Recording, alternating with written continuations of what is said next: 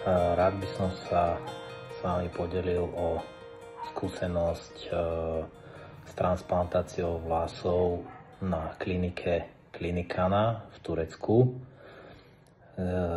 ktorú som absolvoval 13. januára. Dnešným dňom to bude za chvíľku 7 mesiacov od zákroku. Sami môžete vidieť výsledok.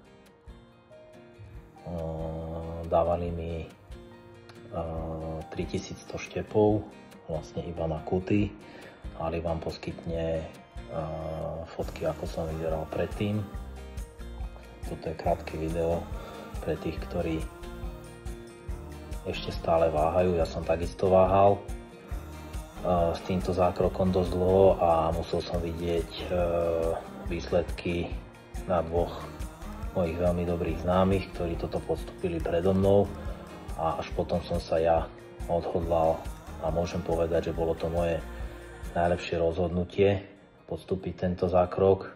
Zákrok je bezbolestný, ani neviete, ako rýchlo vám ubehne ten zákrok. Bol som maximálne spokojný s celým tímom Klinikana na čele s Alim, ktorý ma vo všetkom sprevádzal a veľmi mi tým pomáhal. Takže určite, ak ešte stále sa neviete rozhodnúť a váhate, či ísť do toho alebo neísť, tak ja na 100% odporúčam určite zákrok podstúpiť a sami vidíte výsledok. Tak smelo do toho. Majte sa.